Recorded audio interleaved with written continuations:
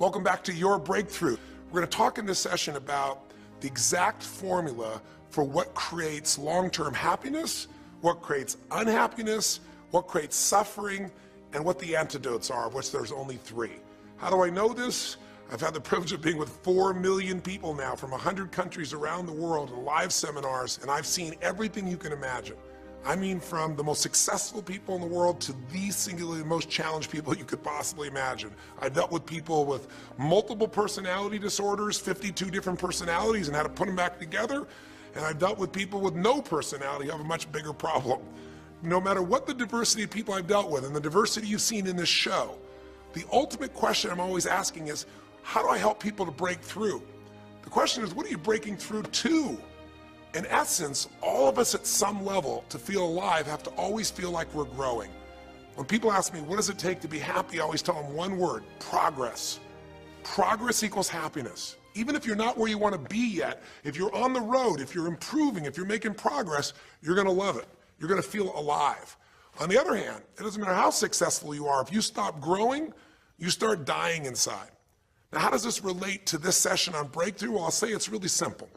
If you and I want to know what it takes to be happy, we have to understand what is our current blueprint of how our life's supposed to be. Now, what do I mean by blueprint? Well, we have a story in our head of how life's supposed to be. Some people's story is you work hard in school, you become really great, you're a nice person, you're a good person, and then you grow up and you take care of yourself and you find the ideal man and you fall in love and you have a white picket fence and you have 3 perfect children and you live happily ever after.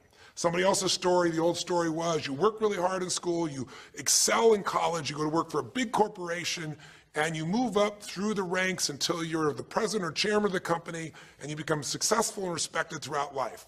These are some old stories. Obviously, the stories that we hear today of what people's lives are supposed to be like are completely diverse. We no longer have these little archetypes, but one archetype still seems to remain. And that archetype is, in order for you to really feel like you're enough, many people believe they have to achieve an enormous amount.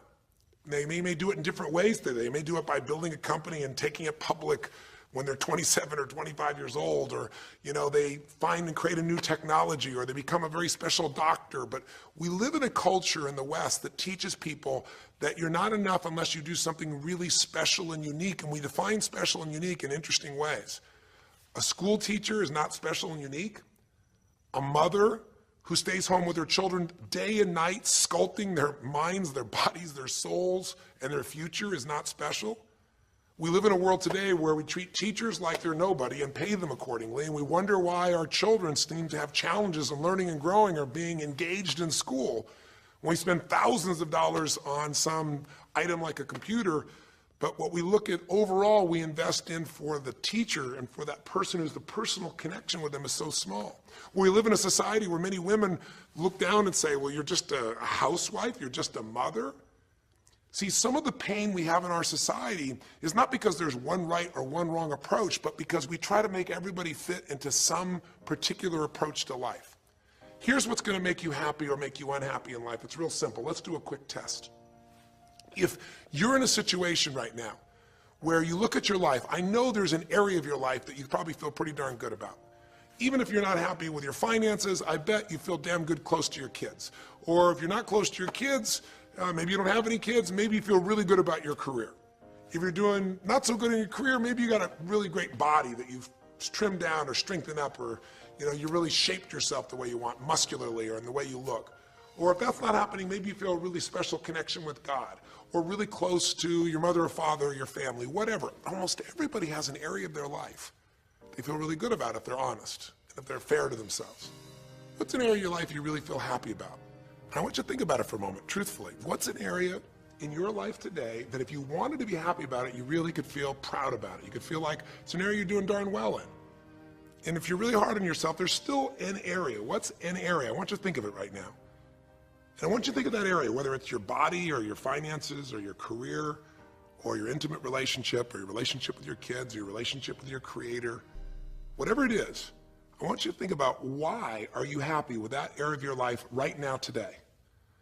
Why are you happy with that area of your life right now today? Really think about it. If you were in a seminar with me, I'd have you write this down. And if you can put me on hold here for a second, because I'd like to reveal to you what the formula is for happiness. And if I say there's a formula for happiness and here's what it is, you're going to go, yeah, sure, that's what he says. But if you put down the answer and we can see the formula is real without me telling you what it is, you get to look at your own life and say it matches. You're going to know this is right. So you could stop this right now if you want, put me on hold, and just write down what's an area of your life you're really, really happy about, you're really pleased with, or you could be if you wanted to focus on it. And why are you happy with that part of your life right now? Even if you're not happy with everything, what's the area you're happy with and why?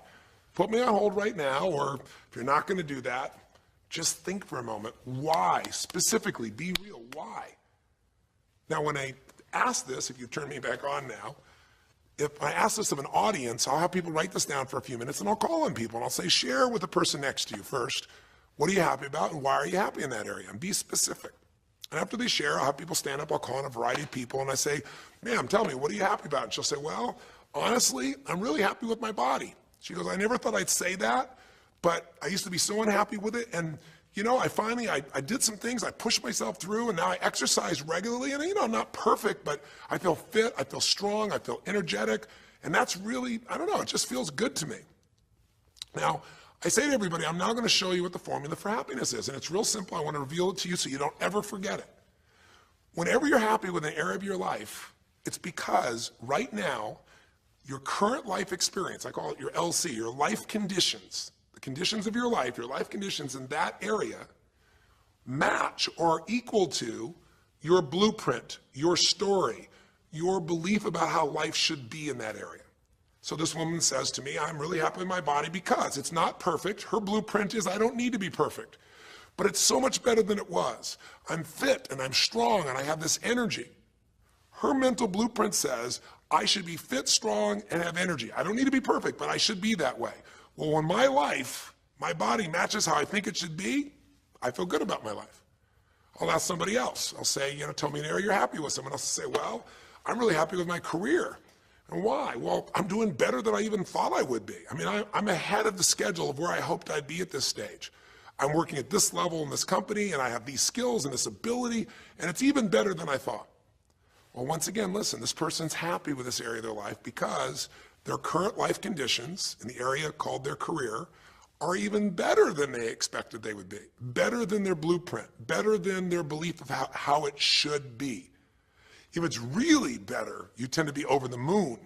One woman would say, you know, I gotta tell you, I said, I'm the happiest I've ever been in my whole life.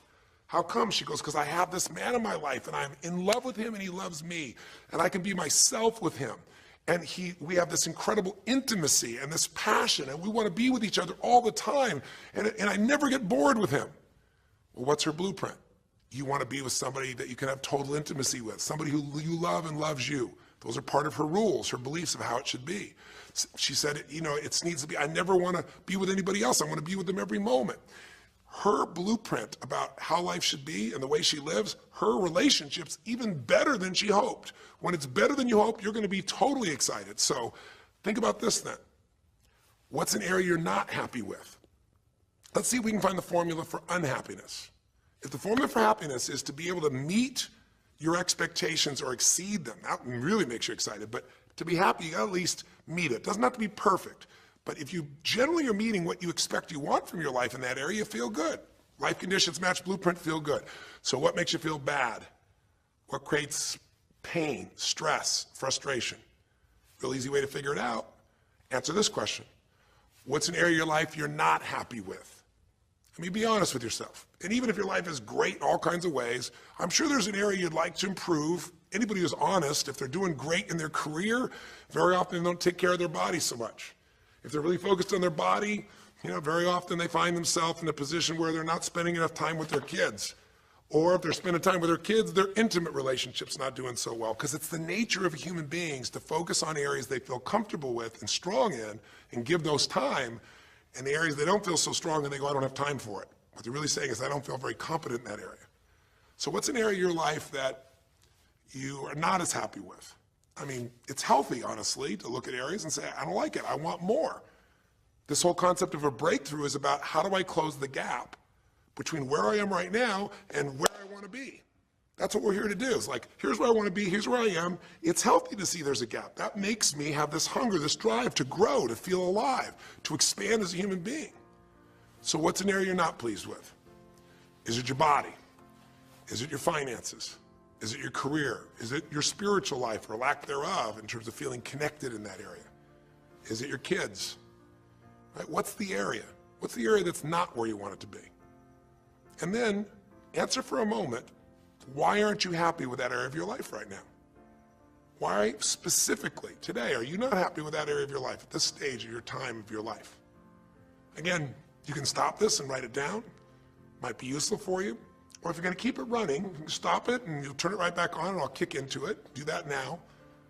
Or if you kept it running, then I'll give you what happens. I have people write this down and they don't like this exercise so much. Well, I don't like my body, or I don't like my finances, I don't like my career, I don't like the person I'm in a relationship with, I don't like myself the way I'm in relationships. Why? And they write it all down. Have people share back and forth. I call on people, and the lesson's pretty clear. I tell people in advance, here's the formula for unhappiness. I'll show you before you do anything else.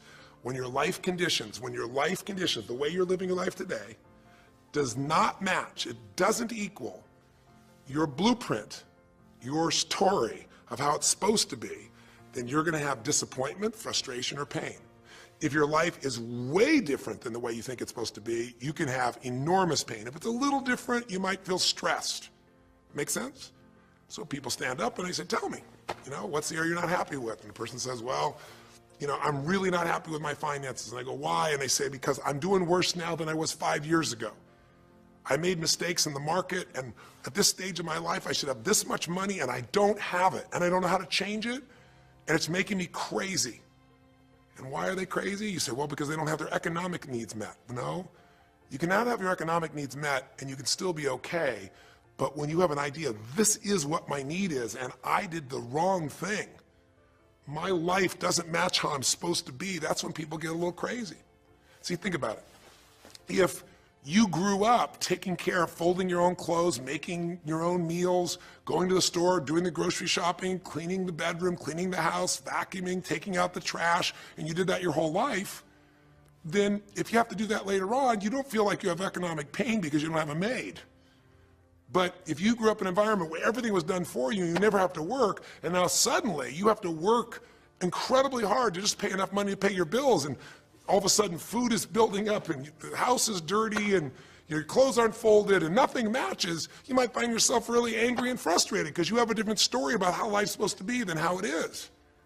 Someone else will say, well, I'll tell you why, because I'm in a situation now where, I'm 30 pounds heavier than I should be. Should be is the key word. There are people in all cultures who love being big. There are people that will walk around and someone else might think they're massively overweight, but they're going, I own this, honey, and they really, truly, they match their blueprint. Big is beautiful, because their idea is big is beautiful. I'm big, that's beautiful, matches my blueprint. Rock and roll, I'm happy as can be. Somebody else can look like a twig and be stressed out saying, I hate my body, because their blueprint says I should be the skinniest thing on earth, and I'm not skinny enough. Am I making sense? When your life conditions don't match your blueprint, you're going to have pain. But here's when you suffer. When I ask people, who here has been through the dark night of the soul?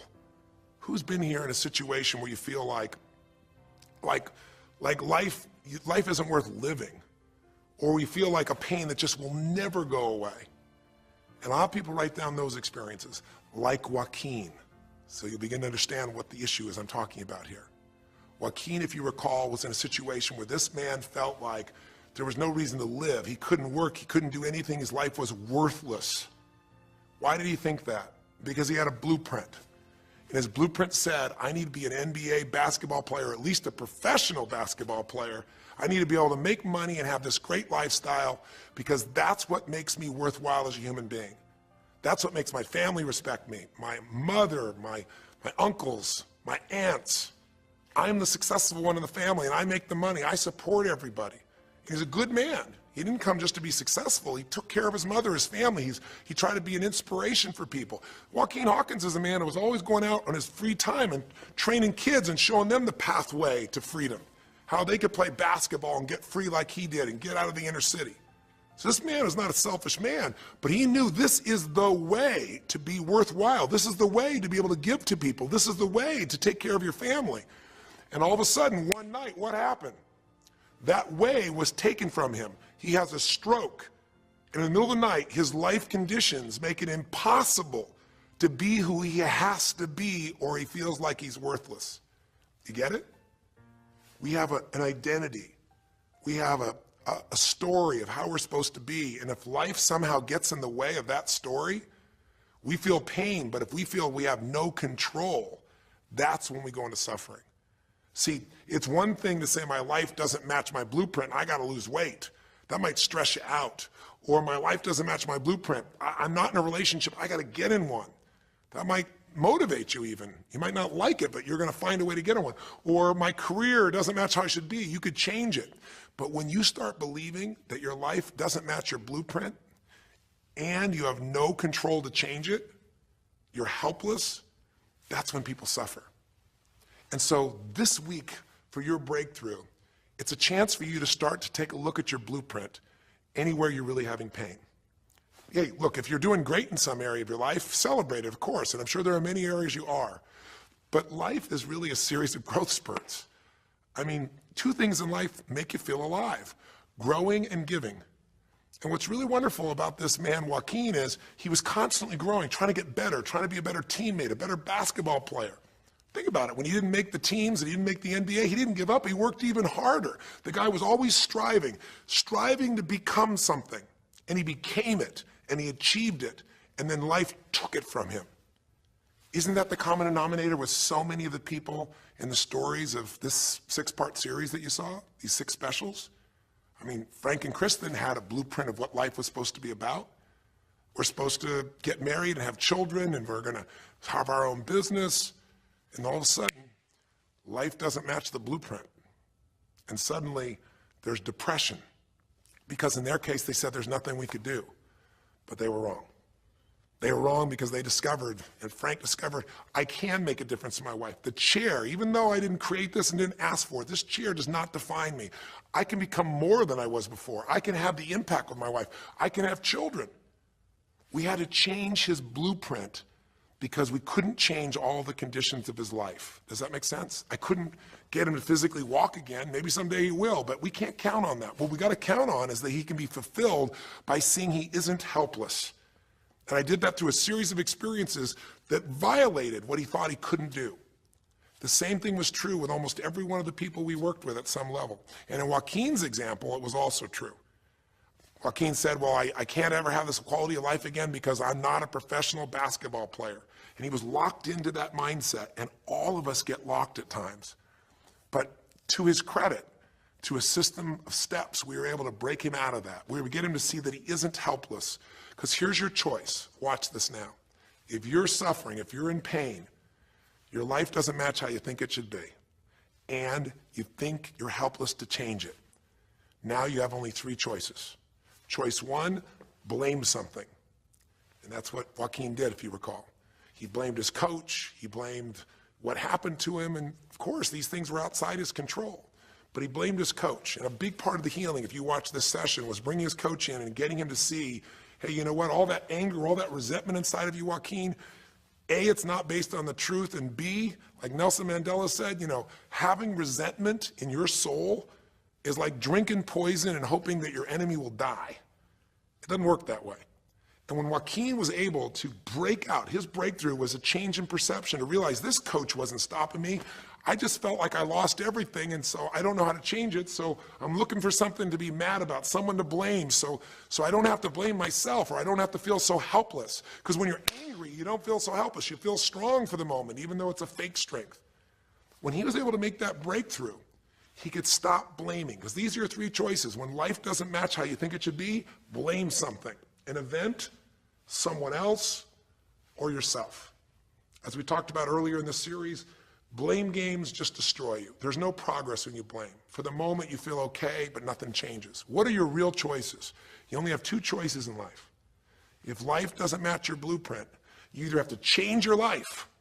That is, you got to say, you know what, my body isn't there, I'm going to go work out. My relationship isn't there, I'm going to change it. I'm not making what I gotta make. I'm gonna retool. I'm gonna get a new skill. I'm gonna go back to school. I'm gonna start a business. I'm gonna do something. You have to do something to change your life. Or, in order for you to be happy, if you can't change your life, you're gonna have to change your blueprint. Usually in life, it requires a little bit of each. Does that make sense? And if you change your life and change your blueprint, you can have an extraordinary life. And what you witnessed this man do was once he let go of his anger and his denial, once he started to look at things, he began to find by spending time with his family that he was worthwhile being loved whether he played basketball or not. Of course he'd love to play basketball, but professional basketball was no longer a part of it. And we got to get Joaquin to shift that. And Joaquin is a metaphor for all of us, because all of us are going to have times in our life when what we want or think life should be like isn't going to match how life really is. Those moments, if we blame, our life goes into pain. If we change, we can change our life and match our blueprint.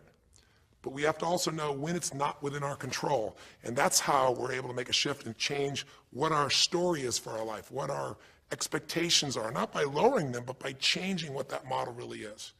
Hoping this makes sense to you. I'll give you a great example.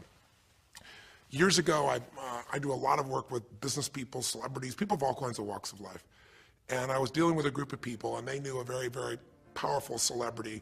And to give that person privacy, I won't tell you too many details, you can't figure out exactly who it is, but it would be a person who was very successful as a woman, who was extremely attractive by cultural standards, a woman who's had a lot of dear friends, a lot of deep respect, so great skill, great ability, extremely talented, quite attractive, quite wealthy in financial terms, and lots of great friends. This would be, for most people's idea, the ultimate blueprint. If your life matches that description, you must have an incredible life. But ironically, this particular individual, as famous as they were, was depressed all the time. They had seemingly everything, and yet the person was depressed. How do you get depressed when you're smart, and you're strong, and you're beautiful, and you got great friends, and you're rich, and you're famous? Well, it's real simple. People said, I don't know what it is. Everyone's tried to help her. She's been through counseling. She's got all these different drugs. Nothing's working. She's taking antidepressants, and she's still depressed, which is not uncommon, by the way. Because if you change the way you feel physically, but you still see your life doesn't match how you think it should be at some level, and you feel like you're helpless to change it, you're going to be depressed. So I said, bring her to me. I said, I can help her. I know that sounds like hyperbole, but I absolutely can help her. Well, how do you know that, Tony? Because I already know what the problem is. I know if someone's depressed, it's because they feel helpless because their life doesn't match how they think it should be. I just don't know what her blueprint is, but we'll find out what it is, and we'll either help her change her life, or we'll help her change her blueprint, or both. Long story short, and very quickly, I'll tell you the core of it.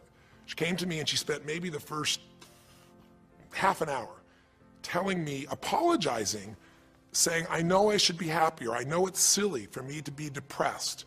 I don't know why I'm so depressed. I know I should be grateful for what I have, and I am grateful. And it was all these reasons why she knows she should feel good, but still didn't. And I tried to finally explain to her, listen, I don't care about that. I care about you. The fact that you're not happy has nothing to do with what you have or don't have. The fact that you're not happy is that your life doesn't match the way you think it should be. And you have some idea of how you think it should be. And worse, if you're this depressed after all this time, you feel like you can't do anything. You have no power to change it. You feel helpless. And she looked at me in a certain way, and I said, so what is that? What did you want your life to be like? She goes, well, it sounds stupid. I said, it's not going to sound stupid to me. She said, well, I don't know. I just always, since I was a little girl, dreamed that I would be married, and I would have 3 basically perfect children, and they would love me totally, and I loved my husband, he loved me, and I said, okay, so how's that working for you so far? And she said, well, I think you know, because she's a pretty famous person. She said, I'm divorced twice, I have no children, and I'm now X age. And to give you a clue, that age would be an age where having a child, your own natural child at least, barring a medical miracle, is not going to happen. So I said to her, well, why don't you just adopt? She goes, no, that's not it. And so what I had to dig under is, remember we talked in one of the earlier sessions about there's the surface problem and then there's the deeper desire or need. So I said to her, I said, well, what if you couldn't have the husband but you could have the kids? And she smiled and she said, I'd take that. I said, well, why not adopted kids? She goes, no, it has to be my own blood children. So I kept digging to find out what was behind her blueprint. Because your blueprint is just a projection of what you think you need to be happy. But as human beings, we're notoriously ineffective at knowing it's going to make us happy. So much that we think we're going to make us happy, we get there and we go, is this all there is? So many things that we think are going to make us miserable and we can never deal with, we go through it and we can handle it. We're not good at projecting these things. All kinds of studies will show this. So I said to her, well, what are you hoping to get from these 3 children? Why do they have to be your blood children? And she finally said, well, if they're my blood children, I know they'll always love me. They'll never leave me. What was she looking for? Unconditional love. She had this big blueprint that said, White House, picket fence, 3 children, perfect husband, all these different things. But what was behind that was a need to feel like she could have love that would be certain and wouldn't go away. So I can help her meet that need. So I said to her, well, maybe one reason you don't have a husband is because every time you look at one, you're trying to figure out if he's going to get you those 3 kids in time and how that's going to happen. And maybe he feels a little stressed when you're looking at him this way because he can feel what's going on behind your bed, even if he doesn't know what the words are. And she started to laugh. She goes, I guess I've probably been that way a good portion of my life. And she goes, people wonder, why I'm so uptight. I said, you're uptight because you felt like you're running out of time trying to meet some picture. But I said, all you really want is love. I said, don't you have a lot of love in your life? Tell me about your friends. And gradually, I got her to start seeing this love that she was trying to get was already here. It didn't match the picture. Maybe we could paint a new picture of what life could really be like and make sure that picture met her deepest needs. That's basically what we did with Joaquin. Joaquin wanted to be a professional basketball player because he loved basketball, yes, but also because he wanted to be that man who was a leader. He wanted to be the man who was the good man. He wanted to be the one who brought energy to people. He wanted to be the man people would look up to. He wanted to be the man who could take care of his family in style, all of his family, not just his daughters and his wife, but other people as well. Underneath it all, he wanted to know that he mattered. And through the process that you saw in this show, he began to find out that he didn't need to be angry at the world, that yes, his blueprint was taken from him, but his soul and his ability to be a special human being that could touch other people was not taken from him. That maybe his real gift was his ability to inspire young kids, his ability to get himself to do whatever it took. How did he become a professional basketball player? Unbelievable discipline, unbelievable drive. He started bringing that to picking up trash, and the game started to change. He started to have fun there. He could come home and take care of his kids and pay his bills. That doesn't solve everything, but it gives him a way to suddenly regain himself. When he sat around with all of his family, and you saw part of those scenes, and if you watch little areas of browsing this week, you'll see some more scenes from his family where you see him begin to realize they love me whether I'm rich or poor. They love me whether I'm a professional basketball player or not. They love me. That's what he was really after. And when he got that, it allowed him to let go and say, I can do other things. That doesn't mean he won't have challenges. We're all going to have challenges in our life. It doesn't mean that at times he won't wish he's doing more. But he's no longer stuck. He's broken through because he now knows I have control. I can change my life or I can change my blueprint. And when I do, I can fulfill it. I can start to feel that aliveness. Now here's the trap. What do you think happens once you fulfill your blueprint regularly? Once you figure out how to do what you always dreamed of? You always dreamed to live a certain way, and now you're living that way every day. Well, the human nervous system, the human spirit needs to grow. So pretty soon you'll get bored with that and you'll come up with a new blueprint. That's part of life that's exciting. See, if you and I from this day forward are going to be happy, just remember what we've said. It takes 2 things, grow and give. A meaningful life comes from growing, that sense of progress, and it comes from having life not just be about me, but about we, doing something that makes me feel connected to other people besides myself. That growth, that sense of contribution fills a deep spiritual need that we all have. If you are unhappy in your life, you've got 3 choices, really 2. Blame, that's not a choice, it's not going to work. Don't blame someone else, don't blame the event, don't blame yourself. Just figure out what you're going to do to change your life. That's my specialty. If you like my coaching or my team's coaching, come visit with us. Come to an event. Come get a coach. Come to a program, and we'll guide you through it more than just a few minutes like this, and we'll do it directly, an environment that'll shift you. Or change your blueprint. You're going to have to rewire what's going on inside, and that's what we focus on as well. So I hope this journey has been an interesting one for you. I hope it's opened up your eyes to what it takes to go from where you are to where you want to be. It takes changing your emotional pattern. It takes bringing presence to your life. It takes realizing you have no problems compared to somebody else and putting your life in perspective. It takes the ability to deal with those extreme stresses that happen in your life by questioning your limiting beliefs. And again, we'd love to coach you and show you how to change those in a permanent way where it happens automatically, just like lifting weights so often until the muscle's always there and you find yourself able to follow through. It takes for you to be able to figure out how to deal with crisis and how to turn it around. It takes facing your fear. It takes pushing yourself through what used to stop you. It takes putting yourself in a position where you connect to what's more important than just yourself, what you value than just yourself. And it takes, I think in this case also, the ability to realize that no matter what happens to you, you're more than that moment. You're more than the story you think you're supposed to be. And that even when you're not matching what you think you need to be, maybe there's a reason for that. Maybe you're having to find a different part of yourself that's going to fulfill you at a much deeper level. Sometimes failing to get your goal gives you your destiny. I can't tell you how many people I've known over the years who had an idea of what they thought their life was supposed to be like, and they didn't achieve it, and they felt miserable and upset and frustrated, and one day an opening happened, and they went, oh my God, thank God that didn't happen. I think it's Garth Brooks had a great song, and it's a song about when he was in high school, and he was in love with this girl, infatuated with her, and she didn't even know that he existed. And he prayed to God every day that she would notice him, that she would fall in love with him. And then sure enough, she never did. He was so disappointed. His blueprint didn't match. His life didn't match it because she didn't even know he existed. And he felt this suffering. He could do nothing to turn it around. Well, 15 years later, he became a guy named Garth Brooks, somebody everybody knew, and he could rock, stadiums with his energy and his song and his music. And he goes back to be at his high school reunion. I think it was his 15-year reunion, if I remember correctly. I don't remember the exact year, but all I remember is he said he saw that woman that he was so obsessed by. He was looking forward to seeing her. And now he was Garth Brooks, and he met her. And after he met her and spent some time with her, he wrote a song called Thank God for Unanswered Prayers.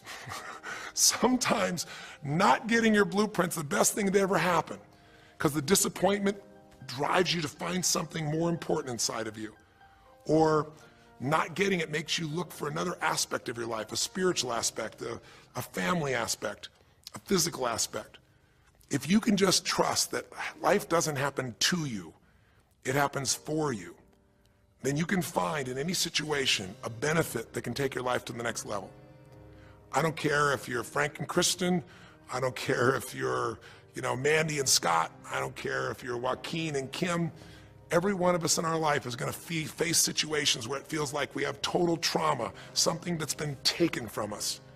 The real question is, what are you going to do with it? Some people just live in their story of what they don't have, and they have the right to do that. If Frank and Kristen lived in pain and felt bad, we'd all say they have the right to do it. It's the difference between what you have the right to do and what you deserve to give yourself and others. We have the ability to transcend whatever happens to us. There's something called post-traumatic growth. Very few people know about it.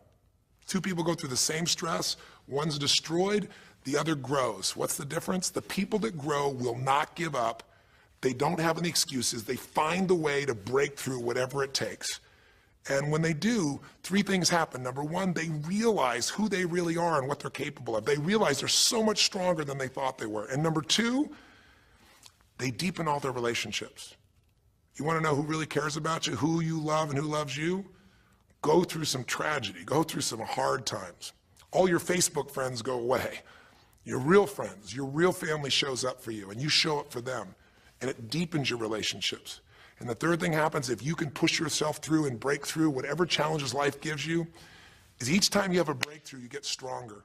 And it almost like builds a psychological immunity in you, where suddenly, all of a sudden, it's like stuff happens, you know stuff's going to happen, and you're not scared of it anymore. Because after you've been through a stroke, after you've been through, losing the use of some of your body, your senses, after you lose a family member, and you break through to that, you get to the other side, it's like, give me your best shot, life. It's almost like there's this psychological immunity that says, I'm ready for whatever life will give me. I don't want challenges, but if they're here, I know I can handle them. That strength of spirit is what creates a sense of freedom and joy in life. And that strength of spirit basically comes from living a life where you are constantly and never ending filling your way to improve yourself and to help others. That's my mission. And if we can serve you again in the future, I hope you'll check us out. There's 3 ways you can continue to participate with us. You can come to an event, come have an experience with us live at a weekend at our Unleash the Power Within or our Date with Destinies. I think you'll find it's very different than just sitting here talking to you quietly, sitting in front of your computer screen. It's a rock and roll environment. It's like going to the ballpark and having one person sitting there talking to you versus being in the ballpark or the rock and roll concert, with 50,000. There's an energy and a power that comes from it. Second is there's immersion. Here we talk for an hour, there's distractions and emails. There it's total focus, and we go for immersion where literally what we did here over 6 weeks, a few little conversations, all that happens over and over again, multiple times a day, and you get that shift. So come to an event or call up and get a coach. We have people that you can work with and have a free coaching session and make sure it's really valuable for you. But these are people that can check in with you to help make sure you break through, you make the changes you want to make in your career or your finances or your body or your emotions or whatever area matters to you. And finally, lastly, and probably most importantly, every day you got to feed your mind. Because every day most of us are turning on, some form of news. It shows up in our pocket, in our Blackberries or iPods or our iPhones, I should say. It shows up, on your computer constantly. It chases us, and it rarely does a good idea interrupt you. Really what you have to do is pursue the ideas, pursue the experiences that are going to change your life. And we have a way to do it called net time, no extra time. A way where you can keep feeding your mind the stuff that really matters with some products or services. So if you're interested in any of those things, be sure to click on your interest of an event or interest in having a free coaching session, or maybe try one of our audio programs, because the other challenge here is with video, you got to sit here potentially and watch me, but with audio, you can do it while you're working out, you can do it while you're cleaning the house, you can do it while you're driving in the car, while you're getting to work. We'd love to continue serving you in any way we can. I know I've gone long in this session, but I really want you to think about, how can I give my life the way I want it to be? The way I do it is I figure out what my blueprint is and I update it for what life is. I change my life, match my blueprint, and suddenly my life feels full and alive. Thank you for the time that we spent together here. I've really enjoyed our time, and I hope that this breakthrough series reminds you to never settle for less than you can be. Never settle for less than you can give or you can share. Live strong, live with passion, and God bless.